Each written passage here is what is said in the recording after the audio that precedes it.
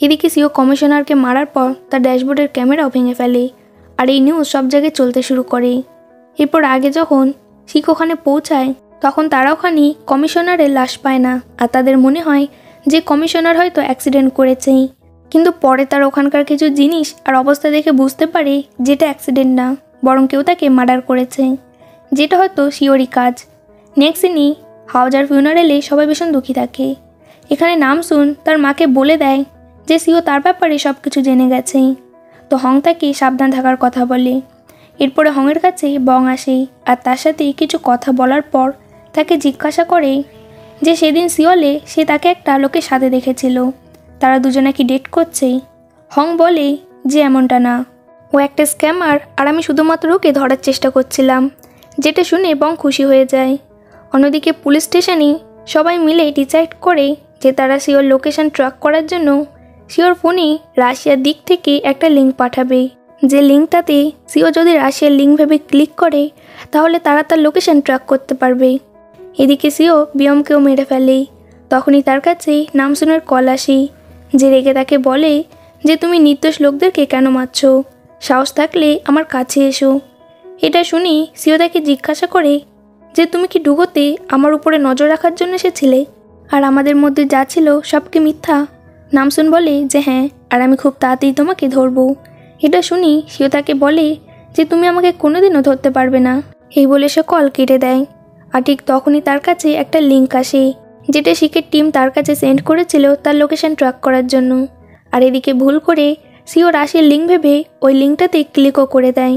আর এবারে সিওর ফোনের লোকেশন থেকে শুরু করে সব কিছু তারা টেস্ট করতে পারছিল। এই জন্য সিওর কাছে যখন পাবেল গ্রুপের হেড নোজের কল আসে তখন শিখের পুরো টিম মেম্বার তাদের দুজনের কথার মধ্যে বুঝে যায় যে সিওর কাজে ইনোজ খুশি না। অন্যদিকে টিভিতে হংয়ের চ্যানেলে সিওর ব্যাপারে বলা হয় যে তাকে ব্ল্যাকলিস্ট করে দেওয়া হয়েছে, আর সেই কমিশনারকে মেরেছে। অন্যদিকে আমরা সিওকে দেখি যে একটা লোককে ফোন করে বলে যে তুমি ডক্টর চইকে অন্য কোথাও নিয়ে যাও। এটা শুনে শিখের টিম মেম্বাররা ভাবে যে ডক্টর চইটাকে, আর তারপরে তারা তার ব্যাপারে সার্চ করে। তো নামসুন তাকে দেখে চিনে যায় যেটা সেই যাকে সে সিওর ল্যাবে দেখেছিল। নেক্সট দিনই নামসুনের কাছে তার মঙ্গোলিয়ার মায়ের কল আসে, যে তাকে বলে যে আজ আমি মঙ্গোলিয়ায় যাচ্ছি, কিন্তু যাওয়ার আগে তোমার বাবার জন্য কিছু শপিং করব। নামসুন বলে যে ঠিক আছে। এরপর আমরা সিওকে দেখি যে ডক্টর চইকে ফোন করে বলে যে তোমাকে আমার উপরে ভরসা করতে হবে, আর আমি যা বলবো তোমাকে তাই করতে হবে। আর হ্যাঁ, আমি আমার একটা লোক পাঠাচ্ছি যে তোমাকে একটা সেফটি প্লেসে নিয়ে যাবে। এই বলে সে কল কাট করে দেয়। আর পাবেল গ্রুপের হেড নোজকে ফোন করে বলে যে তুমি তো জানো আমি ওয়ান্টেড লিস্টের মধ্যে চলে এসেছি, আর আমি যদি ধরা পড়ে যাই তাহলে তুমি না আমাকে পাবে আর না অ্যান্টিডোট। এই জন্য তোমাকে যে কোনোভাবে হোক ওয়ান্টেড লিস্টের মধ্যে থেকে আমার নাম সরাতে হবে। যেটা শুনি সে রাজি হয়ে যায়, আর তার কাছে ডক্টর চোয়ের অ্যাড্রেস চায়। তো সিও তাকে তার অ্যাড্রেস দিয়ে দেয়। আর এদিকে শিখরাও ডক্টর চোয়ের অ্যাড্রেসের ব্যাপারে জেনে যায়। তো নামসুন তাকে নেওয়ার জন্য চলে যায়। নেক্সট দিনই পাবেল গ্রুপের লোকেরা সিওর বলা অ্যাড্রেসে যখন ডক্টর চইকে আনার জন্য যায় তখন ওখানে ডক্টর চই থাকে না, যার জন্য তার আগে সিওকে ফোন করে বলে যে তুমি আমাকে ধোকা দিয়েছো, কারণ তুমি যে অ্যাড্রেস দিয়েছিলে ওখানে ডক্টর চই ছিল না। এটা শুনি সে অবাক হয়ে যায়, যেটা কী করে সম্ভব। আর তারপর তাদেরকে জিজ্ঞাসা করে যে তোমরা কি আমাকে কোনো লিঙ্ক পাঠিয়েছিলে। তারা না বলে। তো সিও বুঝে যায় যে এই সব কিছু তাকে ফাঁসানোর জন্য করা হয়েছে। অন্যদিকে নামসুন ডক্টর চইকে ধরে পুলিশ স্টেশনে নিয়ে আসে, আর তার কাছেই সিওর ব্যাপারে জিজ্ঞাসা করে যে সে কোথায় আছে, কিন্তু ডক্টর চই তাকে কিছুই বলে না। তো নামসুন চইয়ের ফোন দেখে সিওকে মেসেজ করে যে আমি তোমার সাথে ডুগো কোম্পানিতে দেখা করতে চাই। এই বলে সে যখন আগে সিওর সাথে দেখা করার জন্য বার হয় তখন শিখ তাকে বাধা দিয়ে বলে যে এই কাজটা অনেক রিস্কি, এর জন্য আমি তোমাকে একা যেতে দিতে পারি না। নামসুন বলে যে তুমি চিন্তা করো না, কারণ তুমি তো জানো যে আমার কাছে পাওয়ার্স আছে, এজন্য আমি সিওর সাথে লড়াই করতে পারবো, আর আমি খুব তাড়াতাড়ি এই লড়াইটা শেষ করব, হয় ও বাঁচবে নয় আমি।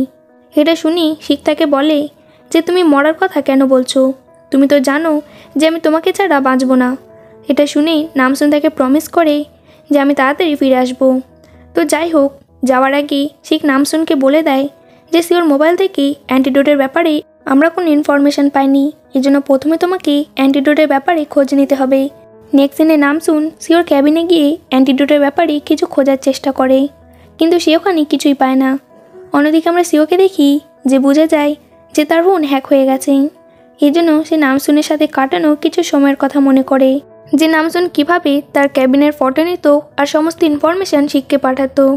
তো এইসব কিছু ভেবে সিও ভীষণ রেগে যায় আর বলে যে নামসুন, আমি তোমাকে ছাড়বো না। তখনই সিওর কাছে একটা লোক এসে বলে যে নামসুনের পুরো ফ্যামিলি সিওয়ালে আছে, এমনকি তার মঙ্গোলিয়ার মাও এখানেই আছে, যে আজ মঙ্গোলিয়াতে ফিরে যাবে। এটা শুনি সিও কিছু একটা ভাবে। অন্যদিকে আমরা নামসুনকে দেখি যে এখনও সিওর ক্যাবিনেই থাকে। তখনই তাকে সিও ফোন করে বলে যে তুমি একবার আমাকে বলেছিলে যে তুমি তোমার মঙ্গোলিয়ার প্যারেন্টসকে ভীষণ ভালোবাসো। তোমার মা তো আজ মঙ্গোলিয়াতে ফিরে যাচ্ছে, তাই না? কিন্তু আমরা তাকে কিডন্যাপ করে নিয়েছি। এই কারণে তুমি যদি তোমার মাকে জীবিত দেখতে চাও তাহলে গোডাউনে চলে এসো।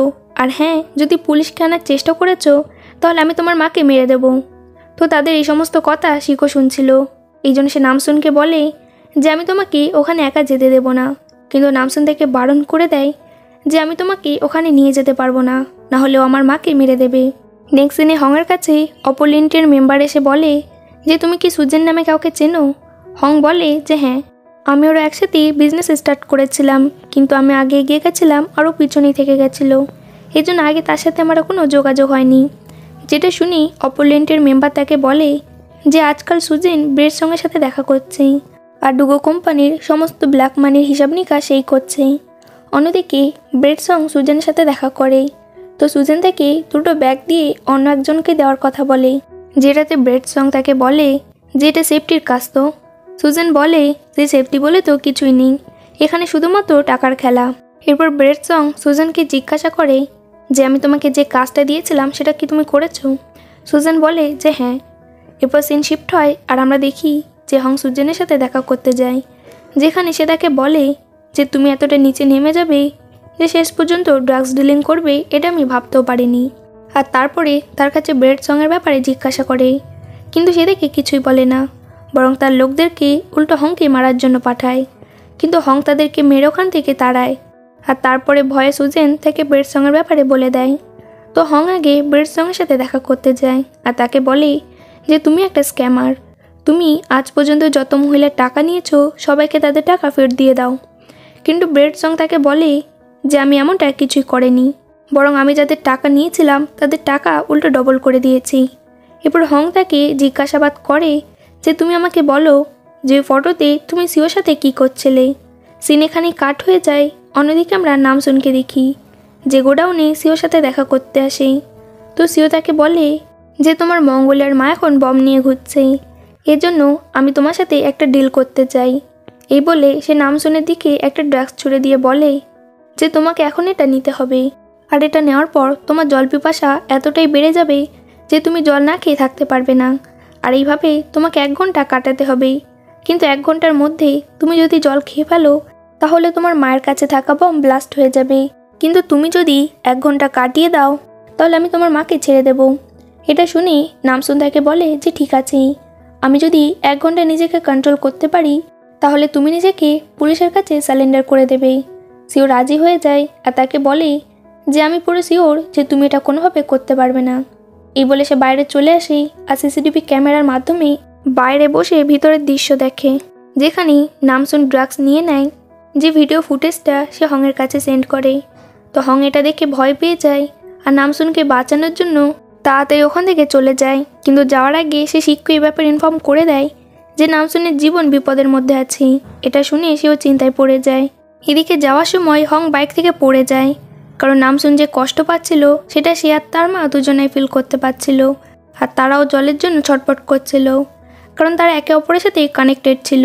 হং পাশে থাকা একটা জলের পাইপের সাহায্যে কিছুটা জল খায়, কিন্তু এর প্রভাব নামসুনের উপরে পড়ে না। অন্যদিকে গিলজুংও এই সব কিছু ফিল করতে পারছিল। তখনই হং তাকে ফোন করে সমস্ত কথা খুলে বলে।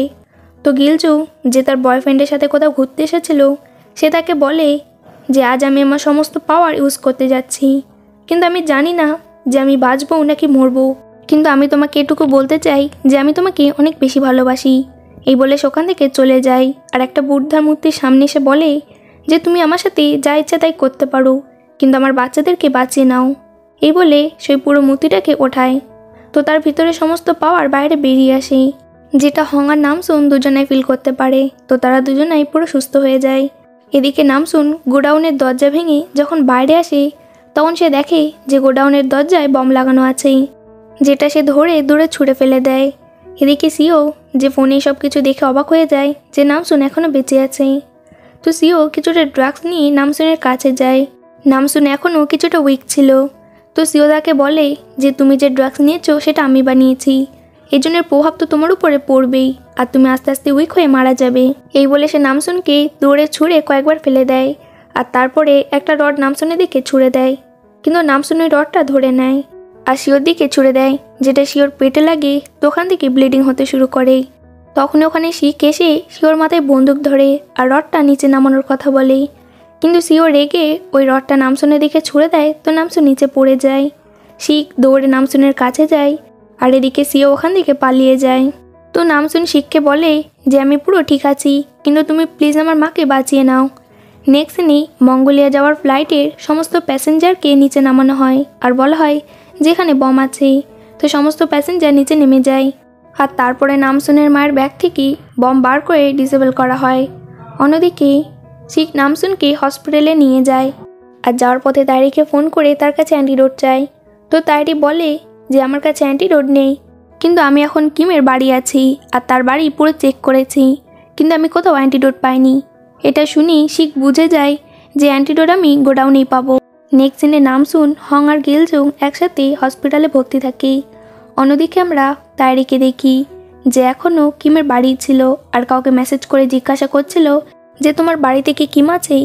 তখন ওখানে কিম আসে আর তাইরির কাছ থেকে তার ফোন কেড়ে নেয় আর বলে যে তুমি কি আমাকে ধোকা দিচ্ছ। এই বলে সে তাকে জোরে স্ল্যাপ মারে আর তাকে বাইরের বাইরে নিয়ে আসে, যেখানে অলরেডি পুলিশ দাঁড়িয়েছিল। তো পুলিশ তাদের দুজনাকে ড্রাগস ডিলিংয়ের জন্য অ্যারেস্ট করে। অন্যদিকে আমরা শিখকে দেখি যে গোডাউনে আসে অ্যান্টিডোট নেওয়ার জন্য, কিন্তু ওখানকার বডিগার্ড তাকে ভিতরে যেতে দেয় না। কিন্তু তখনই ওখানে গোডাউনের ম্যানেজার এসে তাদেরকে বলে যে কাল রাত এখানে চুরি হয়েছিল, এই জন্য আমি তাকে ডেকেছি। আর আস্তে করে শিখের কানের কাছে গিয়ে বলে যে তুমি অনেক ভালো কাজ করছো আর আমি তোমার সাথে আছি। আগে শিখ ওখানে অ্যান্টিডোট খোঁজে, যেটা সে পেয়েও যায় আর একটা অ্যান্টিডোট নিয়ে এসে জলের সাথে মিশিয়ে নামসুনকে খাইয়ে দেয়। তো নামসুন পুরো ঠিক হয়ে যায়। নেক্সট ডে কিছু অফিসার শিওকে খোঁজার জন্য তার বাড়িতে আসে, যেখানে জিনিসপত্র এদিক ওদিকে ছড়ানো ছিটানো ছিল। তো একটা অফিসার এটা দেখে অন্য একটা অফিসারকে বলে যে আমার মনে হয় যে আমরা বাদে সিওকে আরও অনেক অফিসার খুঁজছে। অন্যদিকে আমরা সিওকে দেখি যে একটা জায়গা লুকিয়েছিল আর সে তার পেটে পট্টি বেঁধে রেখেছিল। তখনই তার কাছে পাবেল গ্রুপের হেড নোজের কল আসে, যে তাকে বলে যে আমি জানি তুমি এখন কোথায় আছো। অন্যদিকে আমরা পুলিশ স্টেশনে একটা অফিসারকে দেখি যে ডক্টর চৈকে মারধর করে অনেক কষ্টে তার মুখ থেকে সিওর অ্যাড্রেস বার করে। অন্যদিকে হং গিলজুংয়ের কাছে গিয়ে ভীষণ কান্নাকাটি করে, কারণ এখনও গিলজুংয়ের জ্ঞান ফেরেনি। হং কাঁদতে কাঁদতে তাকে বলে যে তুমি এভাবে ছেড়ে আমাকে যেতে পারো না, এই জন্য তুমি প্লিজ তোমার চোখ খোলো আর আমি তোমার জন্য সেই সব কিছু করতে রাজি আছি যে সব কিছু আমি আজ পর্যন্ত তোমার জন্য করিনি। তখনই গিলজুং তার চোখ খোলে। তো হং তাকে জিজ্ঞাসা করে যে তোমার জ্ঞান ফিরে এসেছে।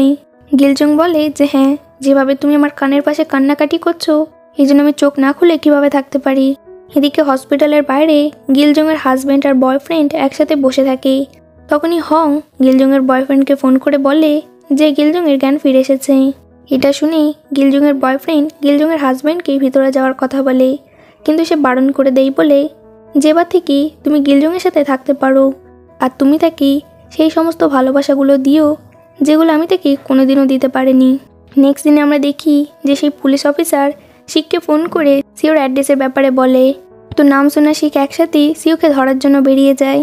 এদিকে আমরা সিওর কাছে একটা ছেলেকে দেখি যে সিওর সেই ছোটোবেলার ফ্রেন্ড বিনবিন থাকে। তো সিও তাকে বলে যে আমি তো ভেবেছিলাম তুমি মারা গেছো।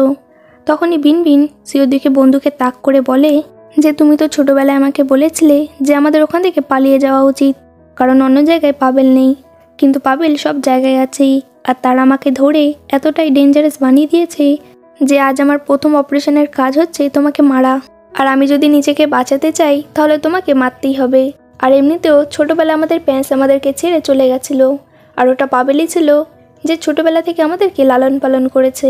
যেটা শুনি সিও তাকে বলে কিন্তু আমাকে তো 3 বার ছেড়ে দেওয়া হয়েছে, প্রথম আমার প্যান্স আমাকে ছেড়ে চলে গেছে, দ্বিতীয়, আমি যে মেয়েটাকে ভালোবাসতাম সে আমাকে ছেড়ে চলে গেছে। আর তৃতীয়, তুমি আমার ছোটোবেলার ফ্রেন্ড, তুমিও আমাকে ছেড়ে দিয়েছো। তখনই বিনবিন বাইরে কিছুর আওয়াজ শোনে, যেটা নামসুন আর শিখের পুরো টিমের ছিল, কারণ তারা সিওকে ধরার জন্য ওখানে চলে এসেছিল। তো বিনবিন সিওকে ওই গানটা দিয়ে ওখান থেকে চলে যায়। তখনই ভিতরে শিখের পুরো টিমরা চলে আসে আর সিওকে স্যালেন্ডার করার কথা বলে। তো সিও বলে যে আমি মরবো ঠিকই, কিন্তু তোমাদের হাতে না।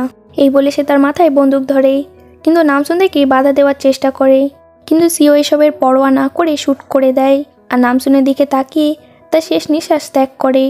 এটা দেখে নামসুন ভীষণ হার্ট হয়ে যায়। নেক্সট দিন এখানে ফরেন্সিক টিম আসে আর তারা শিখকে বলে যে এখানেই আগে অনাথ আশ্রম ছিল, কিন্তু পরে এই জায়গাটা সিওর হয়ে যায়। আগে অফিসাররা সিওর বডিগার্ডকে ধরার পর সেই লোকের ব্যাপারে খোঁজ নেওয়ার চেষ্টা করে যে অ্যান্টিডোটে সাপ্লাই করত। তখনই নামসুনের কিছু একটা মনে পড়ে যে সে যখন ডক্টর চৈকে শপে আনার জন্য গেছিল তখন সে ওখানে একটা দরজা দেখেছিল, যার পিছনে সে অদ্ভুত কিছু নোটিস করেছিল। আগে সবাই মিলে সেই শপে পৌঁছায়, যেখানে নামসুন লুকিয়ে ওই রুমের মধ্যে ঢুকে দেখে যেখানে সমস্ত অ্যান্টিডোট রাখা আছে। আর এইসব কিছু লাইভে শিখ পুলিশ স্টেশনে বসে দেখে। অন্যদিকে হং পুলিশ স্টেশনে সেই ডক্টর চোয়ের সাথে দেখা করতে আসে, যেখানে সে তাকে শিওর মৃত্যুর কথা বলে।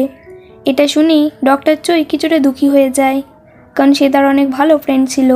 এরপর হং তার কাছে অ্যান্টিডোট বানানোর ফর্মুলা জিজ্ঞাসা করে, কিন্তু ডক্টর চোই তাকে বলতে রাজি হয় না। তখন হং তাকে টাকার লোভ দেখিয়ে তার মুখ থেকে সমস্ত কথা বার করে নেয়। নেক্সট দিনে ব্রেডসংয়ের ম্যানেজার হংয়ের কাছে এসে বলে যে ব্রেডসং সমস্ত টাকা নিয়ে পালিয়ে গেছে আর একটা নোট ছেড়ে গেছে। যেটা শুনি হং বলে যে আমি তো আগেই বলেছিলাম যে একটা স্ক্যামার। এরপরে সে যখন ওই নোটটা দেখে তখন ওখানে দয়াবান নামে একটা পুলের কথা লেখা থাকে, যে নাম সিওর মরার আগে বলেছিল।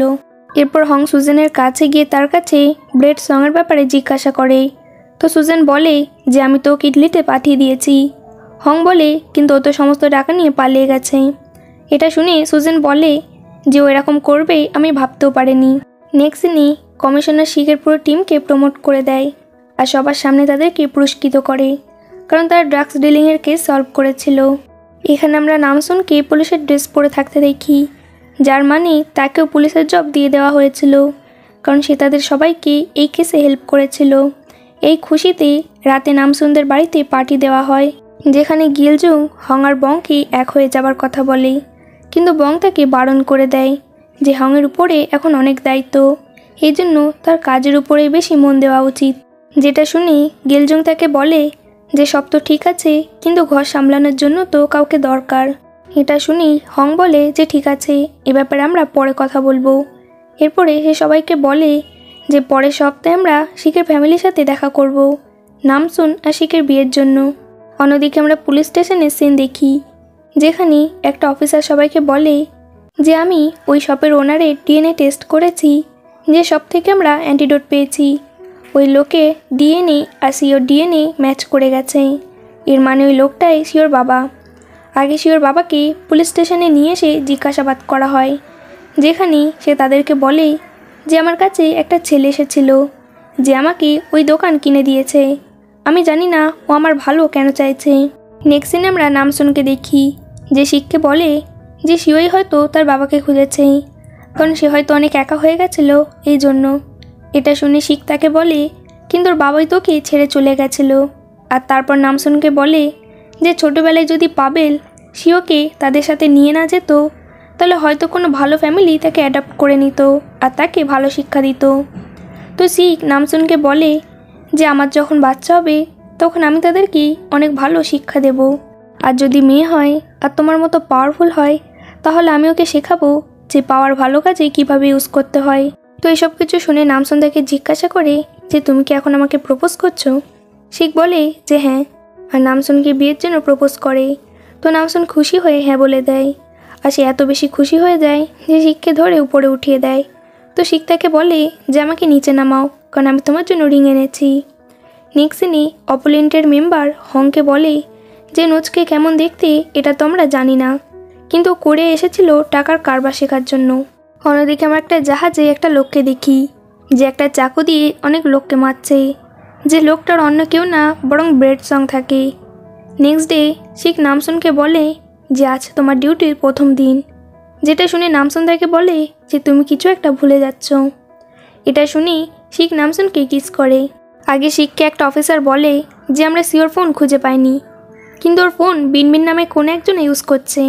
অন্যদিকে হং শিখের বলা কথা মনে করে যে পাবেলের নেক্সট টার্গেট এবার তুমি থাকবে, এজন্য তোমাকে সাবধান থাকার দরকার। সাথে সে তাকে এটাও বলে যে সিও তার ড্রাগসের নাম পোল রেখেছিল। তখনই হংয়ের কাছে অপোলেন্টের মেম্বারের মেসেজ আসে যে আমরা নোজের ব্যাপারে খোঁজ পেয়েছি, আর তারা তাকে নোজের ফটো সেন্ড করে যে আর অন্য কেউ না বরং ব্রেড সং থাকে। এটা দেখে হং অবাক হয়ে যায় আর ভাবে যে আচ্ছা, তুমি বুসানি তোমার কাজ ঠিকঠাকভাবে চলছে কি না এটা দেখার জন্য এসেছিলে। হং রেগে বলে যে এবারে তুমি দেখো আমি তোমার কী হাল করি। অন্যদিকে নামসুনকে দেখি যে ডিউটির জন্য একটা জায়গায় আসে আর একটা লোককে ভীষণ মারে। তখন ওখানে শিখ এসে নামসুনকে বলে যে আমি তোমাকে কতবার বলেছি যে তুমি তোমার পাওয়ার কম ইউজ করো। নামসুন বলে যে আমি তোমার পাওয়ার কম ইউজ করছিলাম, কিন্তু ওই লোকটা আমাকে বন্দুক দেখাচ্ছিল। এটা শুনি শিখ রেগে ওই লোকটাকে মারা স্টার্ট করে দেয় যে তুমি একটা মহিলাকে কিভাবে বন্দুক দেখাতে পারো। তখন ওখানে শিখের টিমমেটরা এসেই ওই লোকটার কাছ থেকে শিখকে সরায়। তো ওই লোকটা ওখান থেকে পালানোর চেষ্টা করে, কিন্তু নামসুন উড়ে গিয়ে ওই লোকটার সামনে এসে পড়ে আর বলে যে তুমি আমার কাছ থেকে কোনোদিনও পালাতে পারবে না। আর এর সাথেই এই মুভি এখানে শেষ হয়ে যায়। Thank you for watching.